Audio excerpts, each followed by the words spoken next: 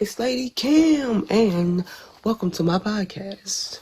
So, this was I hope you guys are doing wonderful.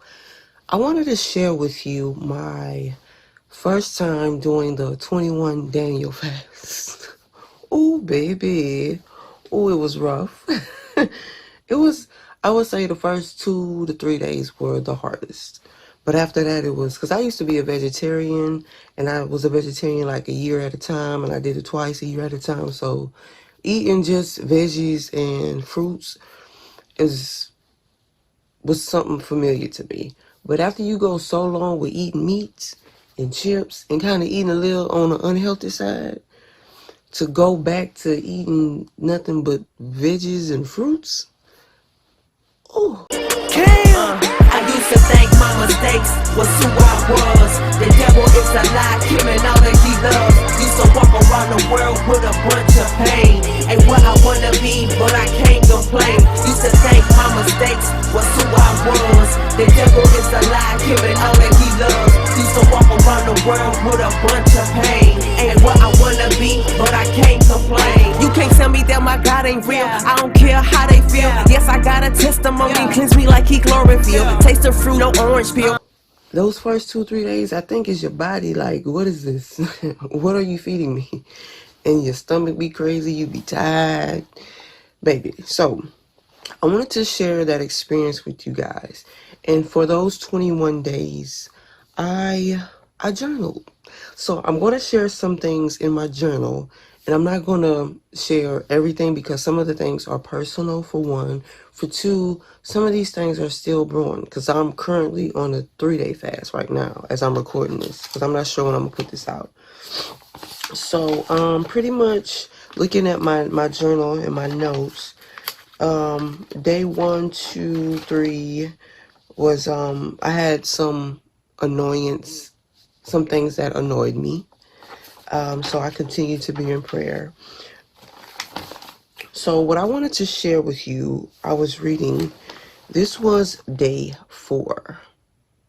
And according to my notes, I was very annoyed, overwhelmed, and frustrated. So if you guys never fast before, when I tell you it's so many breakthroughs that happen and you real life get closer to God, it's something about, what do you call it? Your flesh, not feeding your flesh, and praying and being in the word, like relentless, you know what I'm saying? And starving that flesh. It was so many revelations that God was telling me to do, what not to do, people to not do business with anymore, people to stop talking to, like my discernment increased, and even things that I was asking God, like to answer, he answered. And day 4, y'all, this is not even day 10, this is day 4. One of my prayers were answered. So, okay, I had a rough day at work. I came and got Chipotle. And I can't remember exactly what day I prayed this prayer, but I want to say I prayed it again on day 4 of the fast. And my question was, why, God, why did you take my mother away? Because I always wondered it, but I don't think I really just asked him outright. I always wondered why and try to make sense of it. And I just really feel like she was still supposed to be here. Like she was taken too early from me. And so I'm going to read to you what I wrote in my journal. I asked God, why did he take my mom away from me? Later that day, when I was on TikTok, I came across a video with Tabitha Brown. And she was talking about the birds and learning how to fly.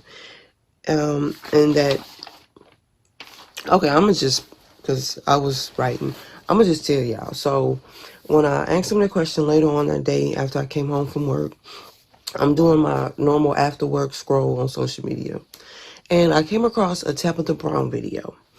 And you know how sometimes when you watch something or read something, it kind of sticks out and pokes out at you. Even when you're reading the word, it'll just mirror something that you're going through, or it really speaks to you in your current situation. So this is what happened when I was watching this particular video, and it was Tabitha Brown. Shout out to Tabitha Brown for being obedient. So it was a video she was talking about on how birds learn to fly. And she was like, they're in the nest, and the mom bird just knocks the baby birds off the nest to the ground until they eventually learn how to fly. And, you know, she would feed them, whatever, keep knocking them off the nest. They would fall, hit the ground. And she would keep doing that until they learn how to fly. So she was like, so the job of the mother is to nurture and feed the child until they learn how to fly. And I said, oh my God. So I want you to catch that, because it was so deep, such a deep revelation for me. I wasn't even expecting God to answer me through a TikTok. But it was just mind blown, because I literally that day, I asked him, I remember now that day I asked him, like, why did you take my mom away from me? And the answer was in a TikTok video. You know, the job of the mother is to nurture the child until they learn how to fly.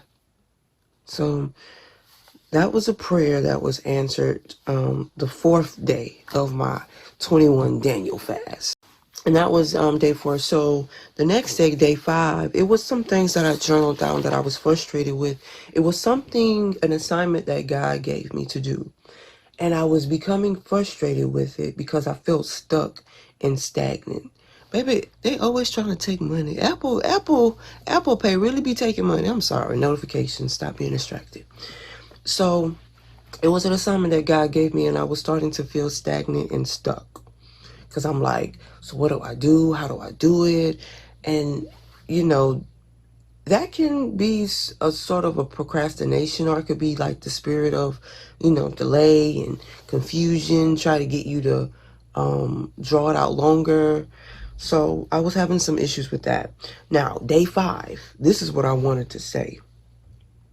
So I was working out of town, had the opportunity to work a few hours away from where I normally work. And it was snowing out there, and it was so beautiful. The snow was very thick. And it reminded me of when I was working in Colorado. So this was like easy money for me. So that was pretty much my day 5 to sum it up. According to my journal notes, I was mainly frustrated and felt stuck on what God was wanting me to do on a certain task. So day 6, this is what I wanted to share with y'all, day 6. And this is something else he revealed to me. I would say that. Something that he revealed to me. So this was a day when I was at work. I got back earlier.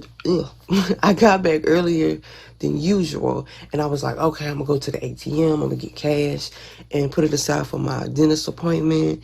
And, you know, basically I was planning on buying some food for my fast.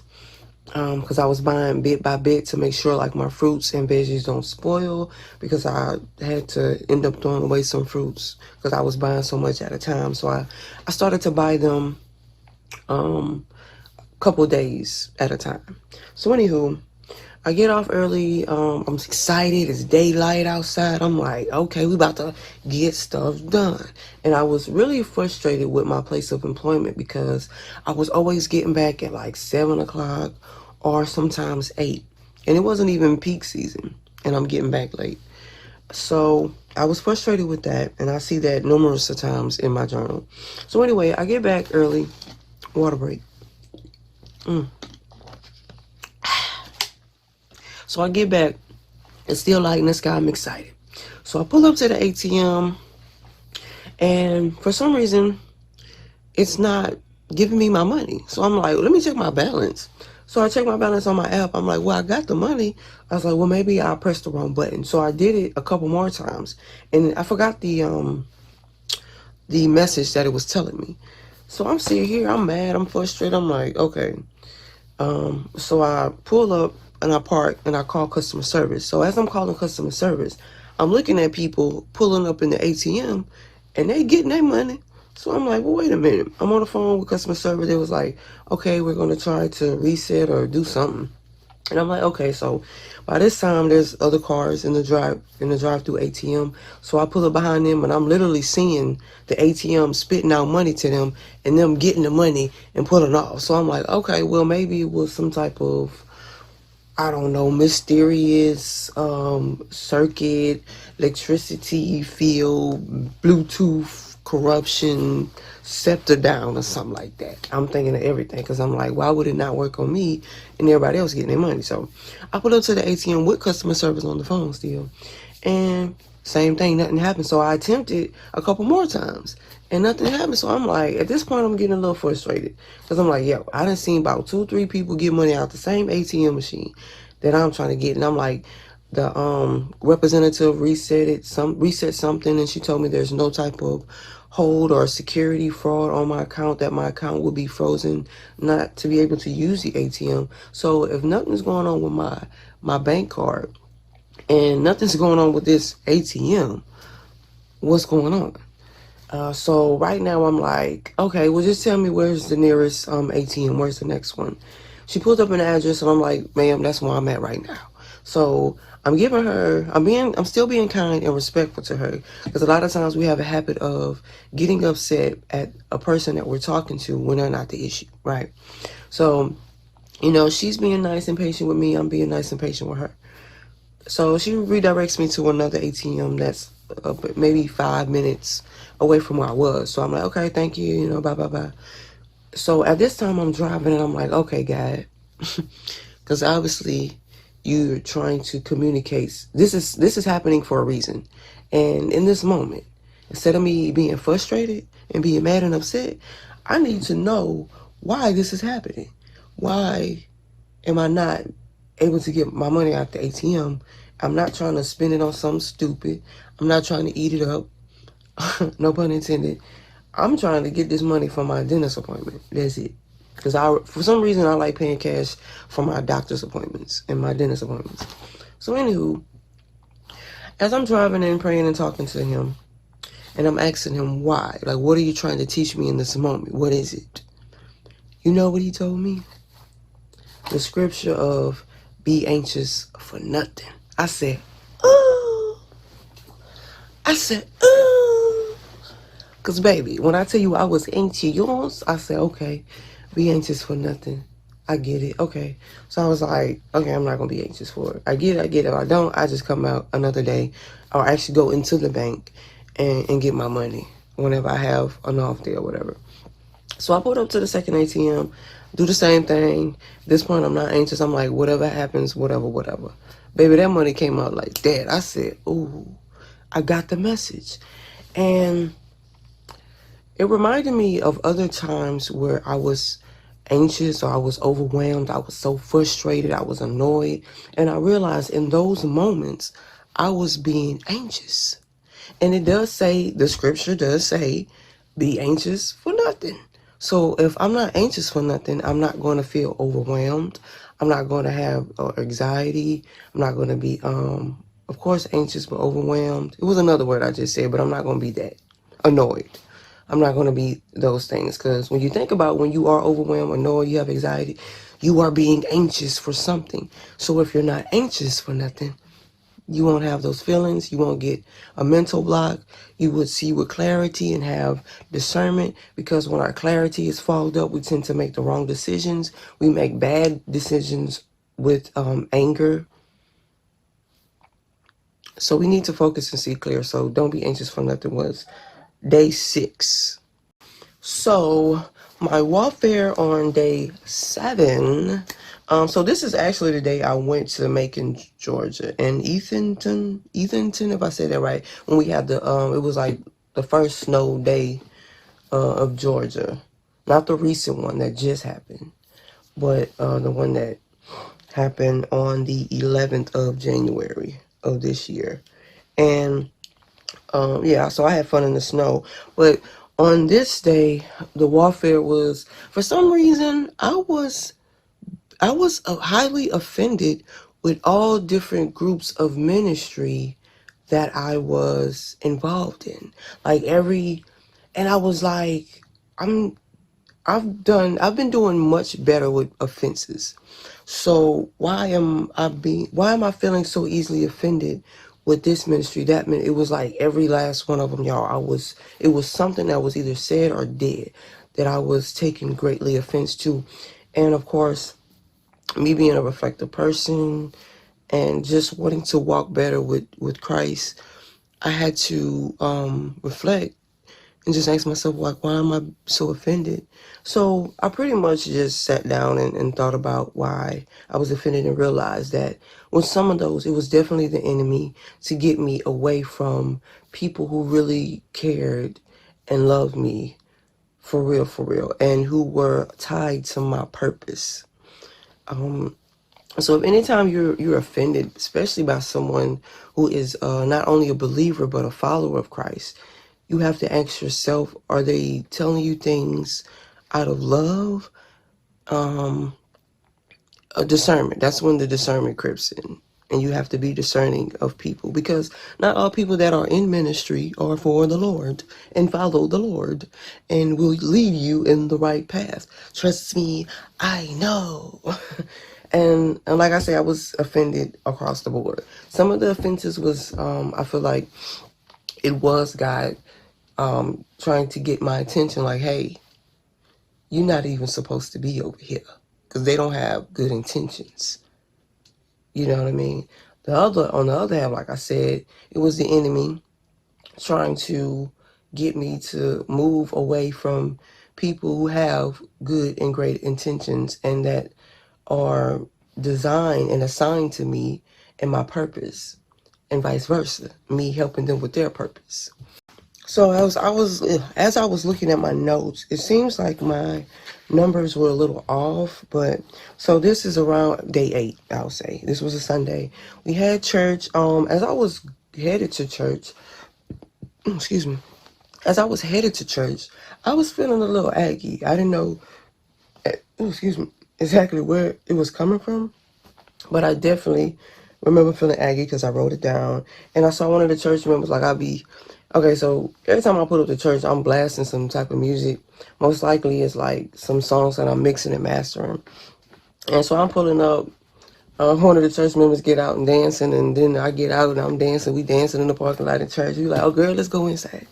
So that was a fun, kind of uplifting moment. And the service was about worship. Worship. I don't know why I put a T on it. Worship. And one thing I didn't know and understand about worship was that it's really a lifestyle. It's not just, singing songs to Jesus and, prayer. It's how we treat our body as a temple. It's the walk. That's the worship. So that was something new that I learned that I didn't know before about worship. So that day later on, they told me that I was in charge of like the video media department and the website. So that was dope, and being one of the leaders in church. So that was pretty cool. And also there was elder of the church. She had a message for me. And God also, he speaks through people. So the message that she gave me was like, what I went through was not in vain. And she said, what did Jesus go after the crucifixion? And I was like, he went to Hades to get the key and set the captives free. And she was like, yes. So I was sent to set the captives free, or set the people free. And she told me not to go back and not to look back as well. And I needed that message because I was looking back on certain things that I missed. Not necessarily a person, but certain situations. I don't know if anybody has ever been delivered or taken from one space to another. I call it getting free or getting out of Egypt. In the Bible story, how they were delivered from Egypt, and they were like, oh, you gonna bring us out here to die? We could have did this, we could have had that. And they start talking about all the past stuff, all the past stuff that they had and did. And I was struggling with certain things, and I'm like, well, when I was here or there. I didn't have to deal with this or that, and I had this and that. Now I don't have this or that. You know what I'm saying? So that message really uplift my spirits, because that's what I was dealing with, and that's probably why I was so aggy and irritable and irritated. So this was around the 9th, whatever. I had some dental work done, and I had scheduled braces. What do you call that? Consultation for my braces. And it was the first time that I cooked in a long while. I did black beans, brown rice, green beans, potatoes, and it came out very delicious. So I also had a crazy dream, and it was kind of like a geostorm dream. And I was on a bus, and I was in my work truck, delivery truck. Then I was in my vehicle. Even though I didn't panic, I saw like, I'm describing you my dream. I saw tornado swirls going up in the sky, and some of them were about to form. I saw more than one. I remember it was raining. I can't remember if it was snowing, but I know it was just kind of one of those movies where you have all kinds of destruction going on at once. I typed in my home address and the GPS at home because I didn't know where to go when I was in my car. And I did remember the dream. They had a lot of wrecks, fallen trees, and power lines. When I woke up, my auntie was texting me about going to the store or something. But keep that in mind, that dream I had, because low-key, that dream really happened in real life. And that's crazy because the fact that my visions and dreams have gotten very revelationary, if that's even a word. It is today. We're gonna make it a word today. So the next day, around the 10th, I was watching, so one of my favorite shows, I won't say one, but it's probably my favorite show. It's Abbott Elementary. And I watch it like, y'all, I don't watch TV. That's like literally the only thing I watch. And I watch it on Hulu. So I was watching and eating my Chipotle. And after Abbott Elementary went off, you know how they throw on another show right after you watch your show so you can watch another show? And it was the Wonder Years. It was the black version. I don't think I ever saw the original. But I was watching it, and it was really good. And I kind of started binge watching it. I'm finished now. I think it was 2 or 3 seasons. And I loved it. And through that show, God was also talking to me and revealing some things to me. So this particular day when I was watching it, there was a part, and if you watched The Wonder Years, or if you have watched it, you know what I'm talking about. It was a part where the daughter cried to her father and said why she doesn't get the good guys. And I ain't gonna lie, y'all, that part teared me up, because once upon a time, I had that same thought. Like, when I am submissive, when I am treating the other person with respect, I get doo-dooed on. You know, I've been in situations and relationships where sabotaging my career, breaking my laptops, my cameras, my vehicles, trying to keep me stranded and depending on them. Of course, the domestic violence, black eyes, bloody heads, like, I've been through it when it comes to relationships. So, and I always wondered why, like, I'll see some people, they married to their high school sweetheart. And, well, on the outside, of course, outside looking in, it appeared that they have a very healthy, positive relationship. And then you have others where it's all havoc and hell and brimstone. And I always wondered, like, why? And then I got older and realized that there's some things that we have to heal from.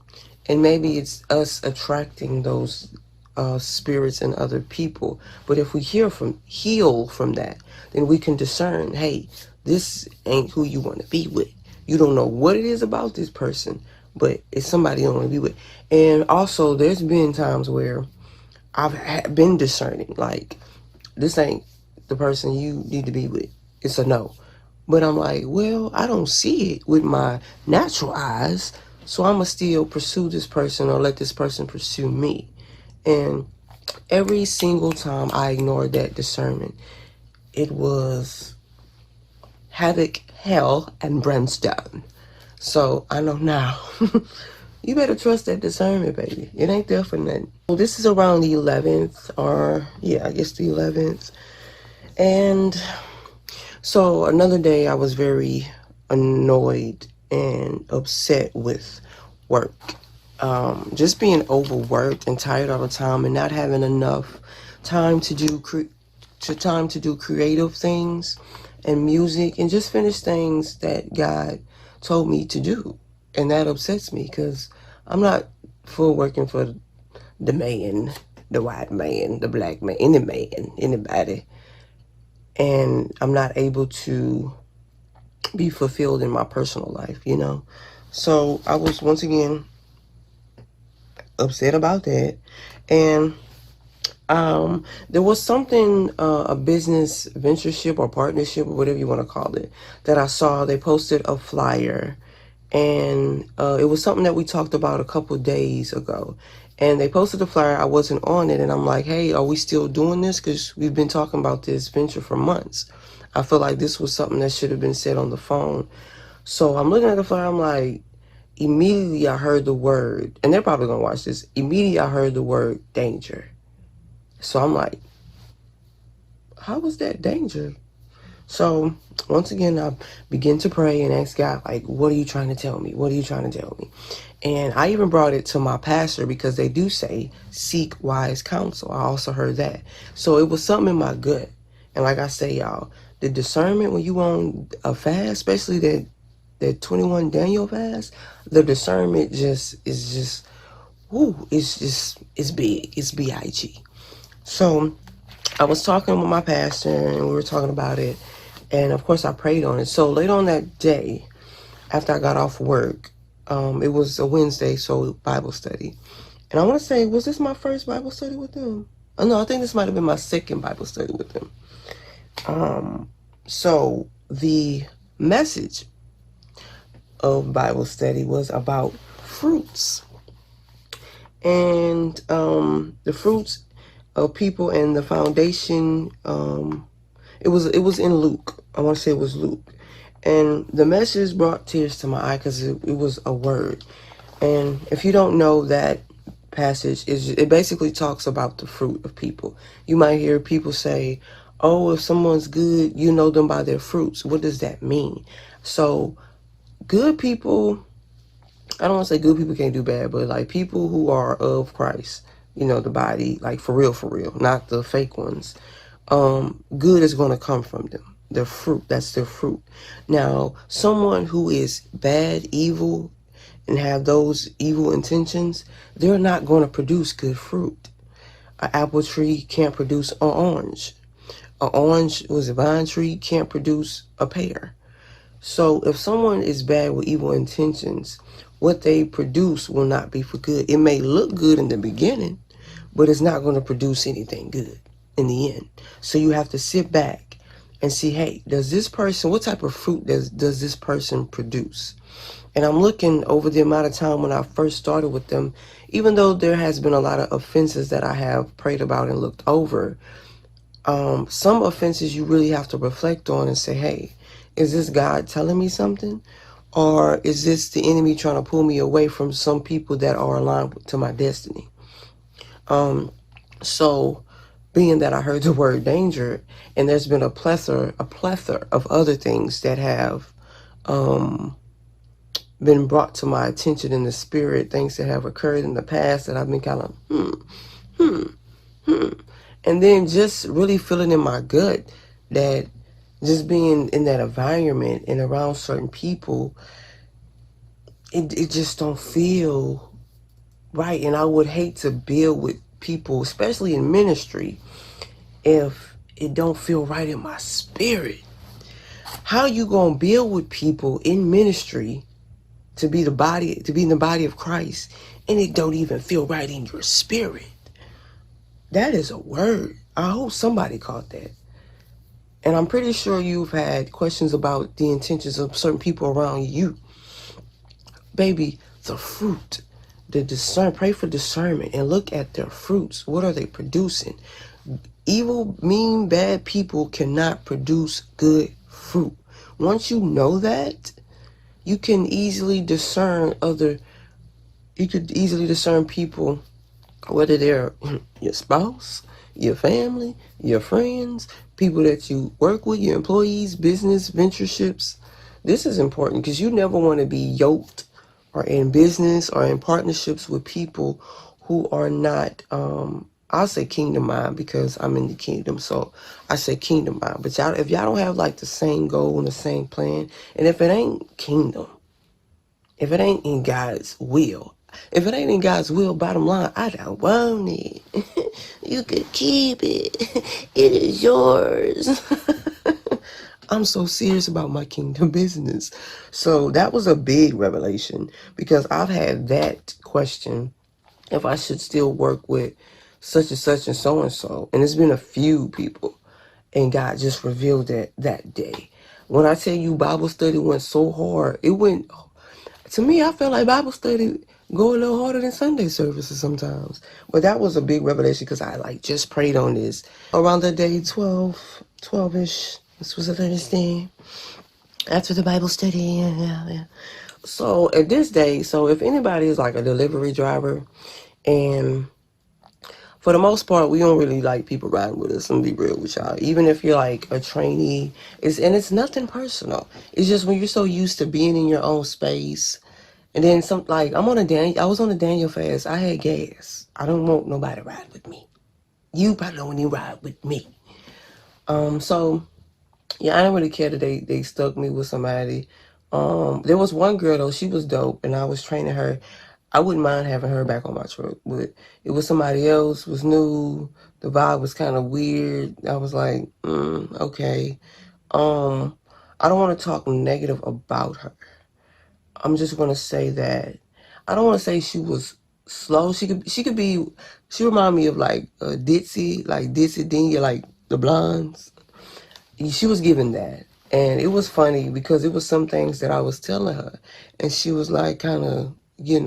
So inside I was like dying laughing. I remember this one time we had went for a pickup, and I told her to get a basket so we could put the extras in there that I couldn't fit on my dolly, and she got like a hand basket, and I was like, oh. I was talking about like a push basket, baby. She was like, there was no more, just the only ones they had. So she would like try to stuck all that stuff in there, and she leaning like this, walking out. It was hilarious. And then one of the Walgreens ladies peeked around the corner at me. She said, what's wrong with her? I said, baby, I do not want to cry laugh in this girl's face because she was nice and I was being nice. So it was that. And so I was like, talk to her. Something said, just talk to her. So I was talking to her and realized, okay, this is why.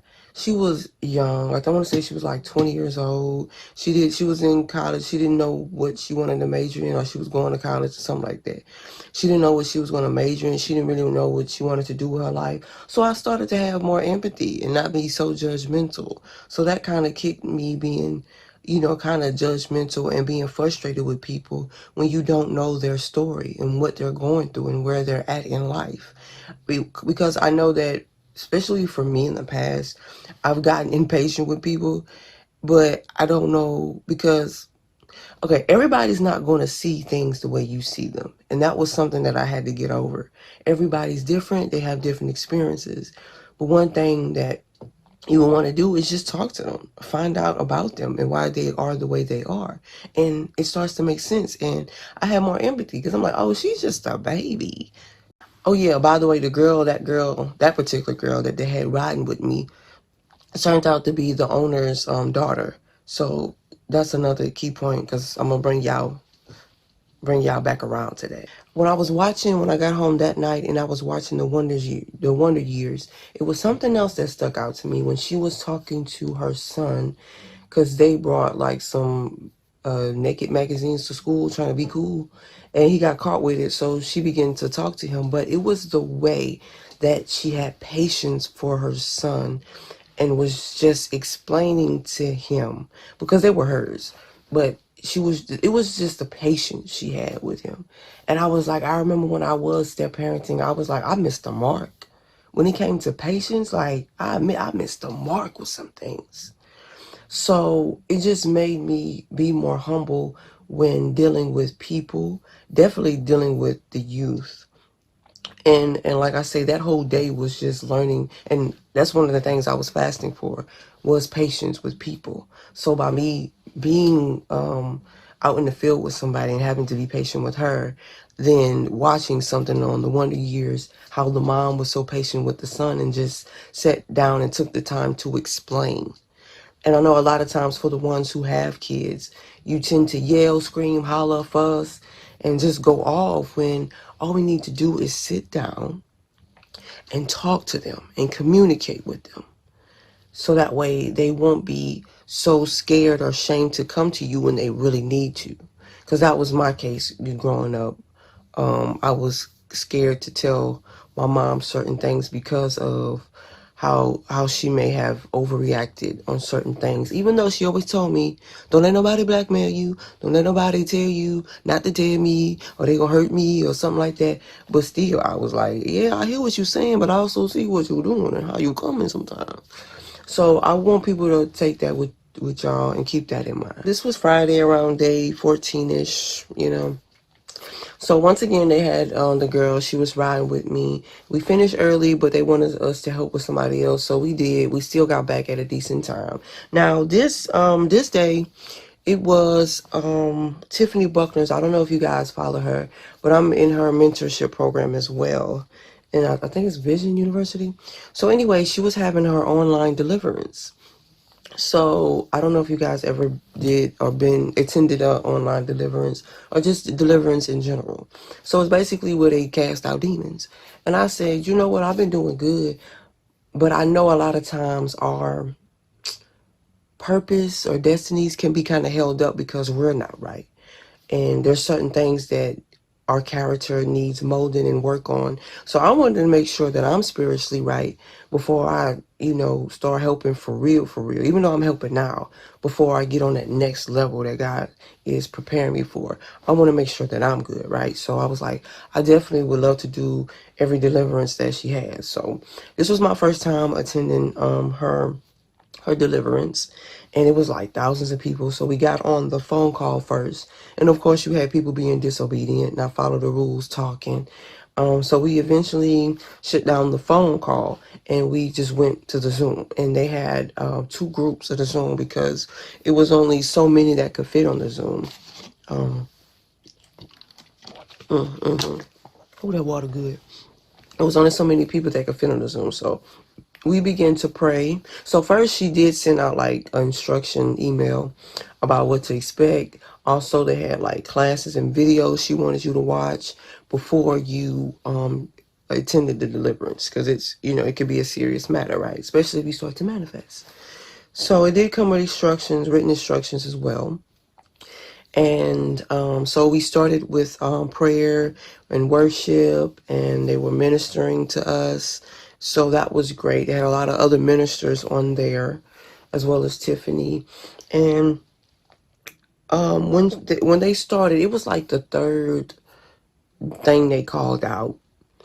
Baby, people, you started here. I said, already? What y'all into? What y'all involved in? They barely even said nothing, and y'all, they going crazy. Baby, spiritual warfare is real. Demons is real. Y'all out here playing and sleeping with everything. Them people is manifesting out here. They is manifesting out here. Anywho, so things that I experienced on the call was I was very cold to the point where I had chill bumps, and baby, I was sitting right by the heater on the floor. I made sure I was in a safe space, but I was sitting right next to the heater, and I experienced being very cold, and I had like chill bumps on my body. Also had like a runny nose. I was coughing, yawning. I almost threw up. I was crying, and I remember later on that I want to say it started. What time it started? I want to say the deliverance started at 9 o'clock, and I dozed off. I didn't want to go to sleep until it was done, but I dozed off at like 3 o'clock in the morning. But I still had to go to work, that part. So, yeah. And when I woke up, they were done. I was like, So the commands that I felt something manifest, the ones that I remember, and this was just OM to the chi, was schizophrenia. I remember I did soul tie and date someone who has schizophrenia, so I just felt like I got that from a past relationship, right? Freemasonry in the bloodline. That was very interesting. Abandonment, understood. Trauma, yep. Spiritual spouse, So those made like I said, I was feeling very cold and I was coughing. Yeah, baby, but when I had woke up, they were still casting out demons. I said, look, good night, everybody. So they were still on the call round 3. I don't think it was done at that time. I said, look, I got to go to work tomorrow. God bless everybody. But baby, if y'all still struggling with something, it's because y'all don't want to let go of whatever sinful thing, sinful nature, idolatry, whatever, unforgiveness, all that. You're not trying to let it go. You're trying to hold on to it. Because it shouldn't take that long for a spirit to come out of you once they hear it. So I do recommend deliverance for people. And, just make sure you're ready. But there are like different things you could do to prepare yourself. And being that I was already on a Daniel 21-day fast, I said, hey, this is a perfect time for deliverance. So that was my Tiffany Buckner deliverance experience testimonial.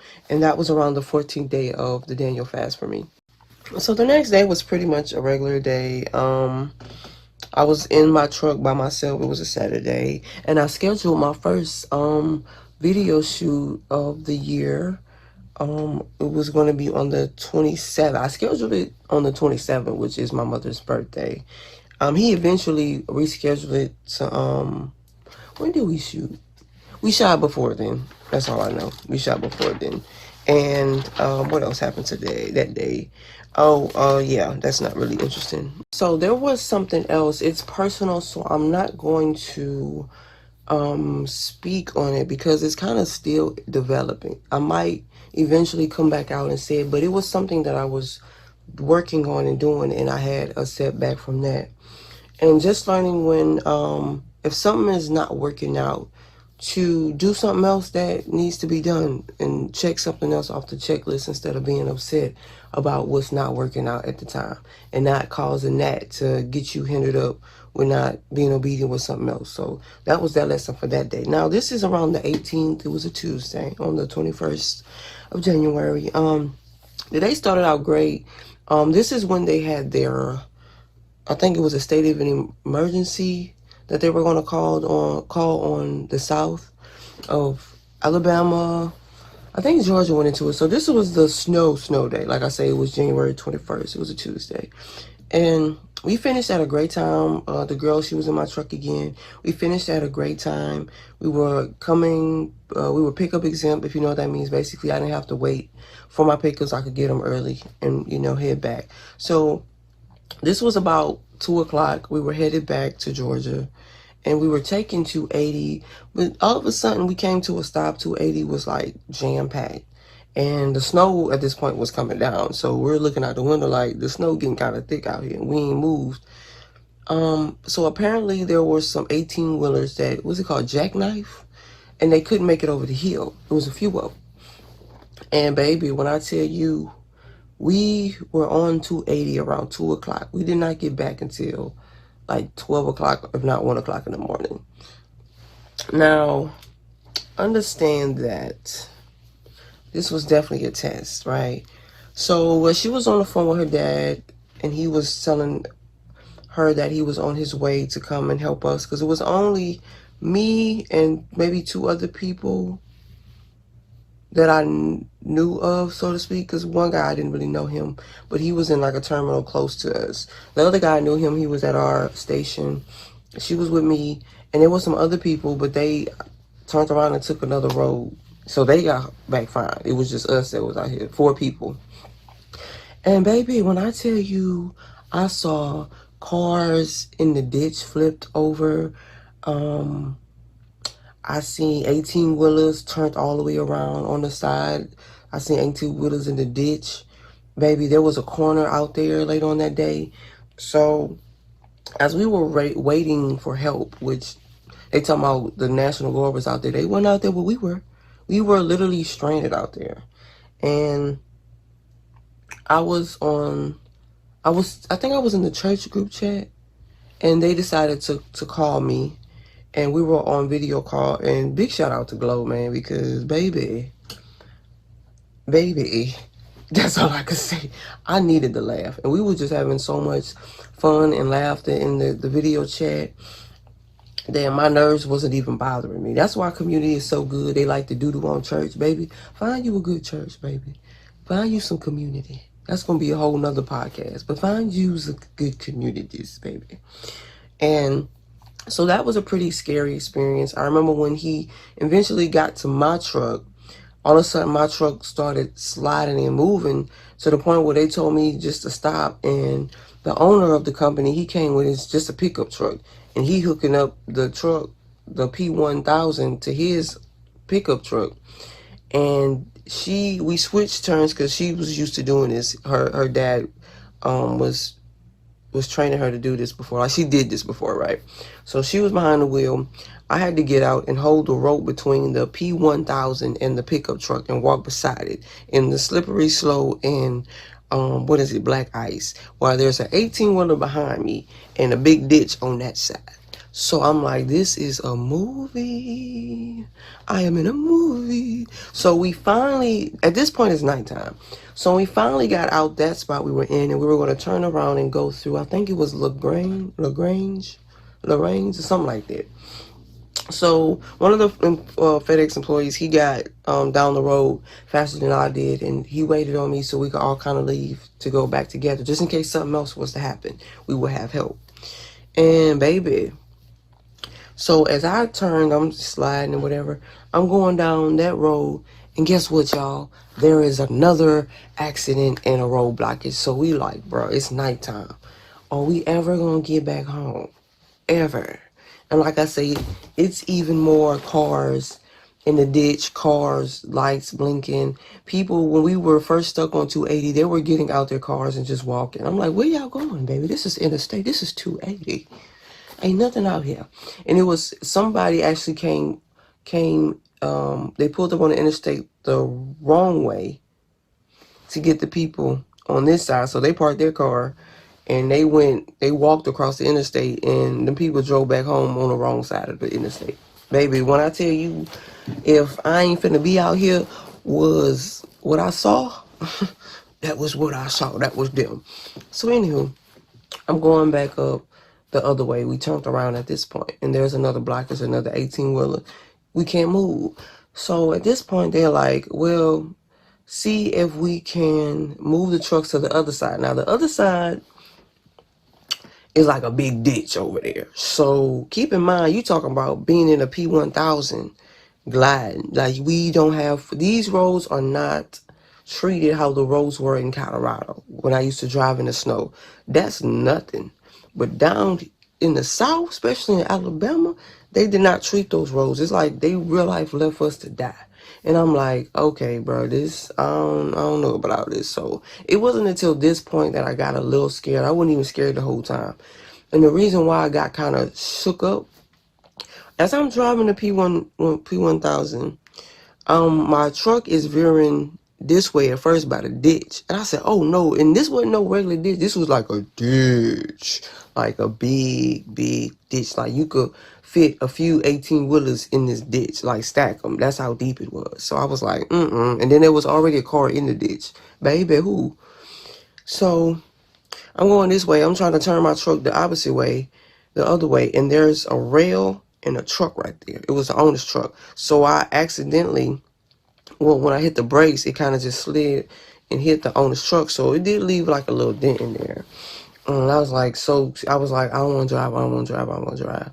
So he gets in the truck, and his daughter is by the door. She's standing up. I'm in the middle of them. They just driving, and he talking. I'm like, bro, there's a big ditch over there. I hope you concentrating, because there's a ditch. So he ended up parking on the side. We ended up taking pictures and videos, and we had to leave our trucks there.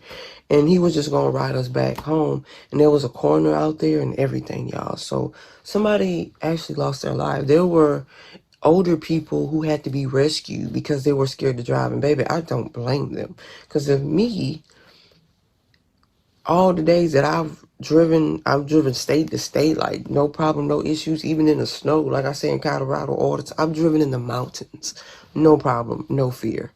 But baby, them Alabama roads when it was raining, that black ice, don't want no parts. I don't want no parts. So he eventually rode back home in his truck. He dropped us off. I had, of course, wiped down my truck and finally made it home. We survived it. Oh, Lord Jesus. But that night, it really changed my perspective of how helpful the owner was in his heart, how his heart was. He was just helping, because he just didn't help us. He helped a lot of other people. He was pulling 18-wheelers, and it was definitely honorable. So big shout out to Jason Bone. Big shout out to his daughter, Anna. And so that changed my perspective on her, because what if she wasn't riding with me? Like, you know what I'm saying? So it was dope that she was out there to help. Shout out to Jeff. He was out there. He apologized for some things. So I thought it was just dope. I saw everybody in a different light, and that was another lesson for me. And it brings me back to what I said earlier in the video, the dream I had about the FedEx truck and then my truck and GPS and not knowing where to go. I was like, baby, I had a dream about this. So God gives you visions of warning. So that was just to prepare my spirit and my soul for what was to come. The next day, we end up not going to work, of course, because the 18-wheelers cannot go up and down the road anymore. And so we were off, but my body, my mind, body, and spirit, it was still like jittery, not antsy, not anxious.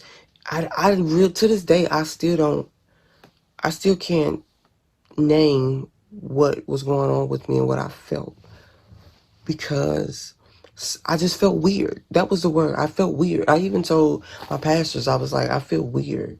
And it was given like PTSD or some trauma, like in that realm. And of course they were like, fear not.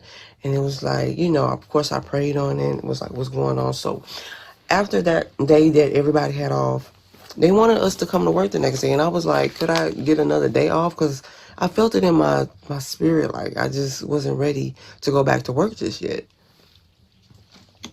Like, we real life got in the next day. Even though, yeah, we might had the next day off, but we still recovering. We was out in the cold for all that time. Luckily, I had a heater, and my charger in my truck worked. Luckily, thank God. And I had fruit. You know what I'm saying? So anyway, they all told me no. And I felt like incredibly sad, and I felt bond. Is that the word? Bound to a job. And I don't like that feeling. I don't like it. So later on that day, we had Bible study on the Facebook video, since, the roads weren't all the way together, and some people drive from Alabama. So we wanted everybody safe. Excuse me. So we ended up having Bible study on camera. And, a little word, something I needed, So even though I didn't want to go to work, I talked myself into it. And one of the managers said that my load was going to be light. So I was like, well, if the roads ain't too bad, whatever. So I don't have that much. I think I want to say I had like 59 stops. I'm like, oh, that's great. So instead of me getting paid per package, I should have got paid I should have got paid like hourly that day, since the load was light. Anywho, I began to leave out, and down the street there's this ice. It's just ice right by the railroad track. And I'm looking, and I already see like 2 cars in the ditch. And further up, like some cars on the side of the road, and the police are out there. And I'm like, oh, so I panic, I hit the brakes, and I end up going off the road. At first, I was headed to the ditch that everybody was in. I said, oh, no. And I turned my wheel, and I slid off. Baby, when I tell y'all, I had a panic attack. And I was more so mad at myself that I didn't listen to my spirit and what I was feeling, because if my spirit was telling me you're not ready to go to work, regardless if they told me yes or no, I shouldn't have just went in.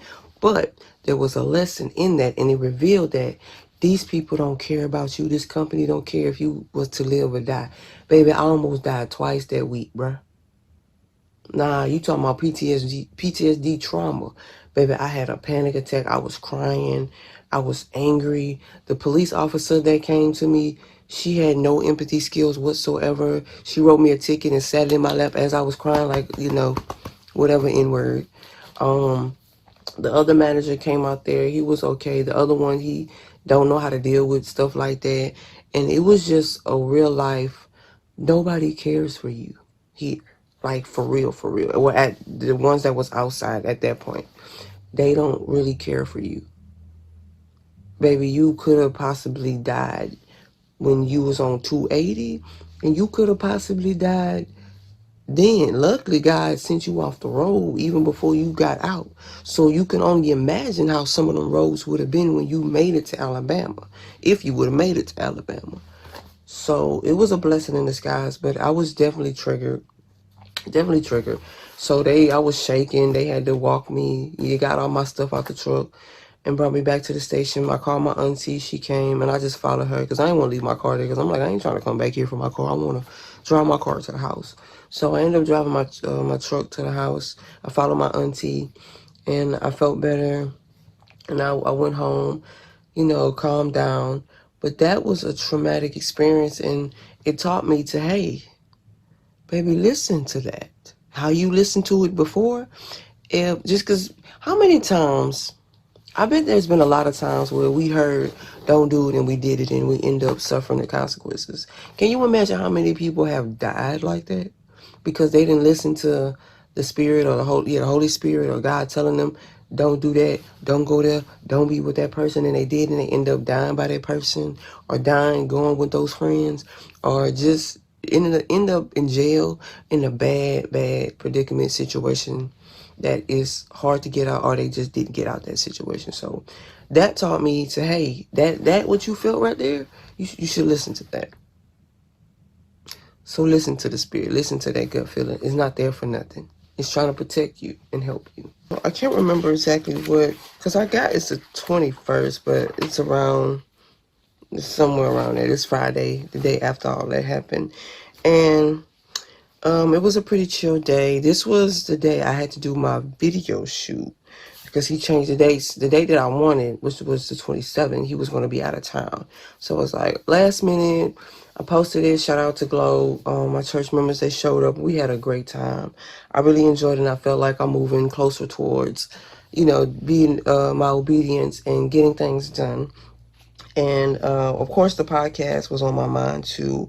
And I was looking into equipment to get my equipment for my podcast this podcast to interview other people.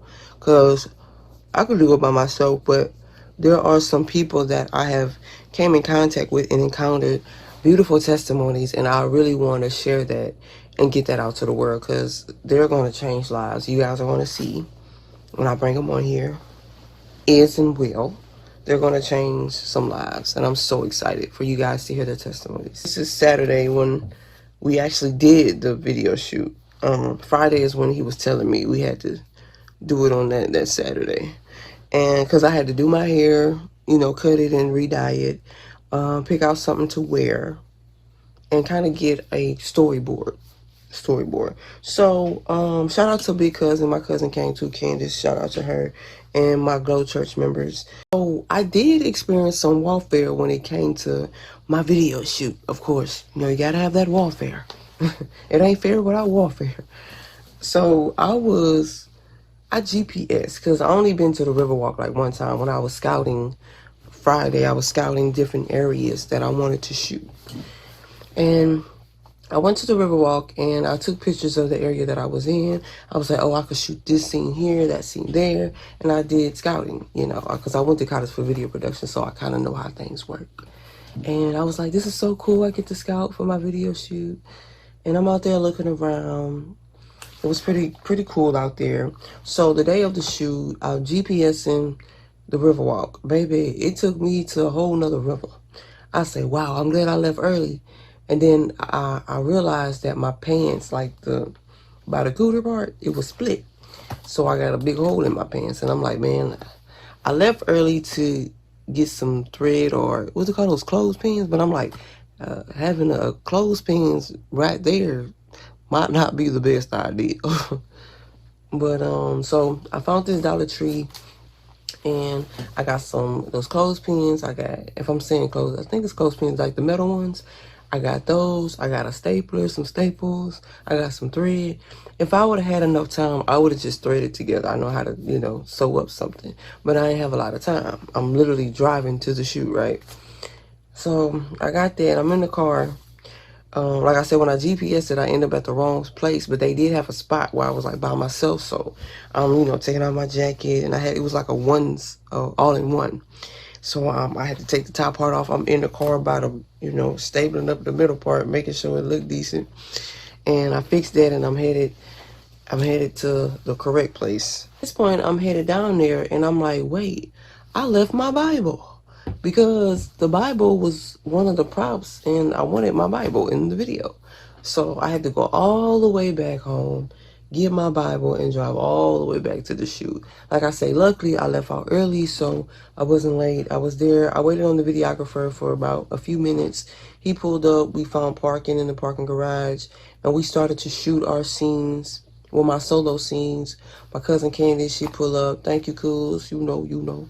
She pulled up. She was helpful. She recorded some stuff with us. Matter of fact, she ended up being in the video, and she just came to support. She ended up playing a role in the video, so thank you for being a great sport for that. And it was nice. I really enjoyed everybody. We had fun. This Word Don't Change music video coming soon. World premiere. That message that day was mainly support. Those who genuinely support you. That's it. That's the message. You have people that say they support you, but they probably never came to nothing you did. They might share some stuff, but it's like, you could tell when people truly support you and people who say they support you but really don't. So that was the message in that, is support. And I remember another time, my Glow fam, they showed up to one of my performances with Lady Cam t-shirts. I thought that was so dope. So big shout out to my Glow fam and my cousin. So guys, after my video shoot, it's now Sunday, and this is the last day of our fast. So the fast ended 7 o'clock in the morning. So church, I had to be at church for like 10:30 for leaders and media, and time to get something to eat. I said it's time to get something to eat. What you eating in the morning?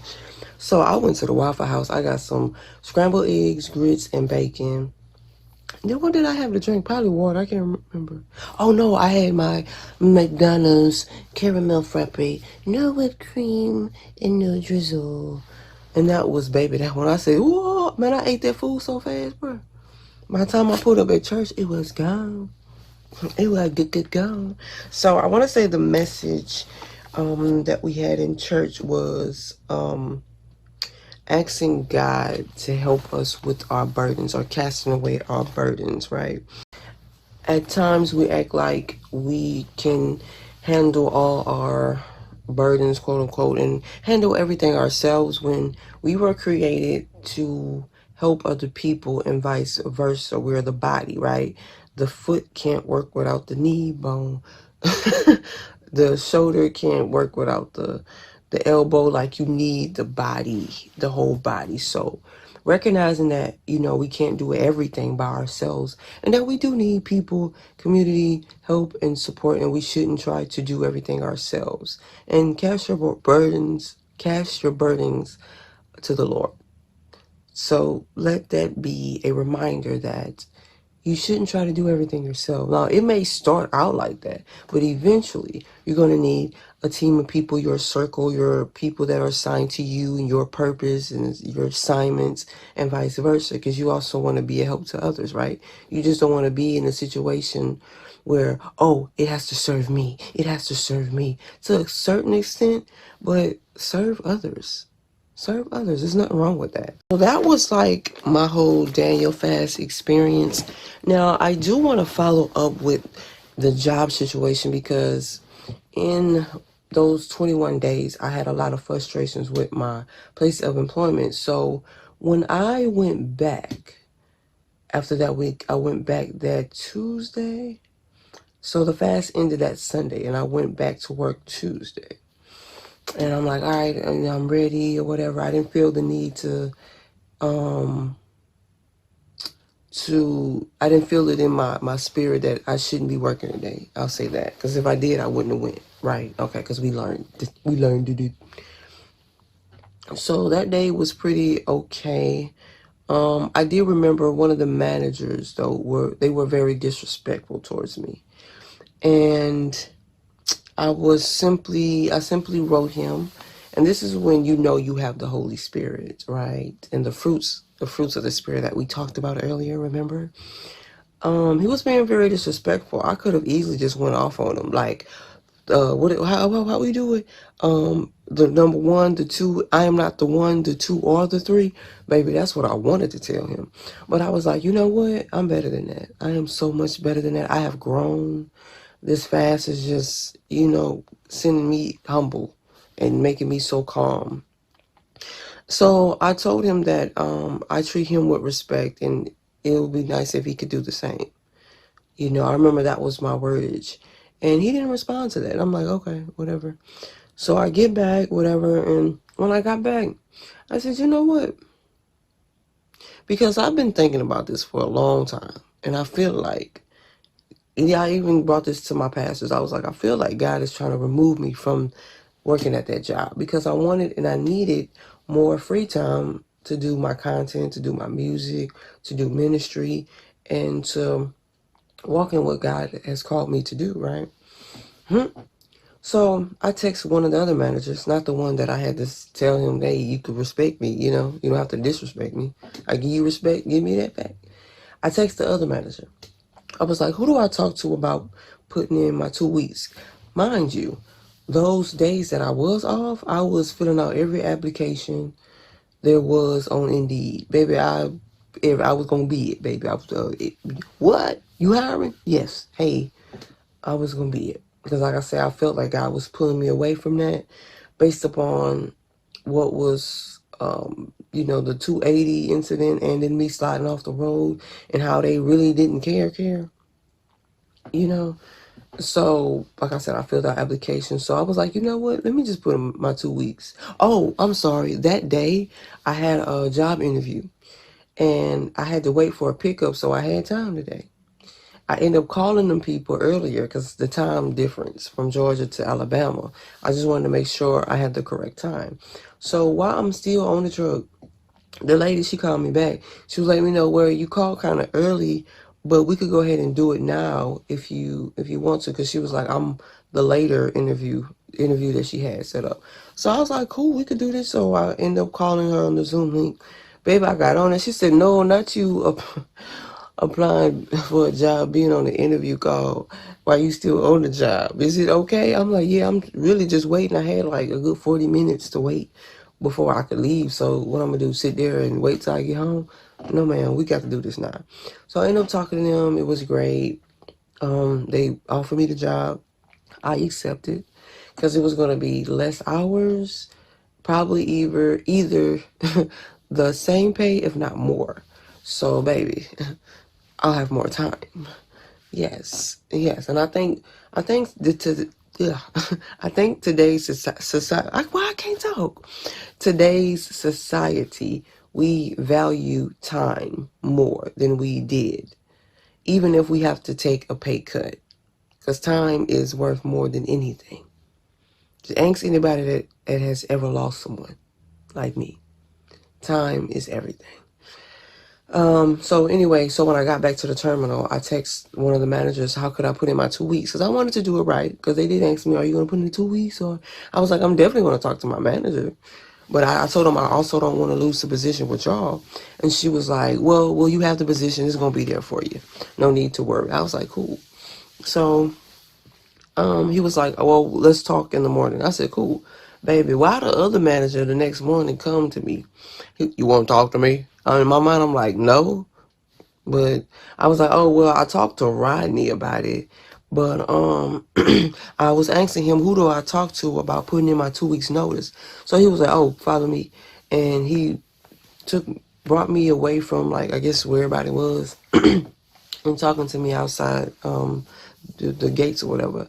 Not the gate, but away from the trucks and the people.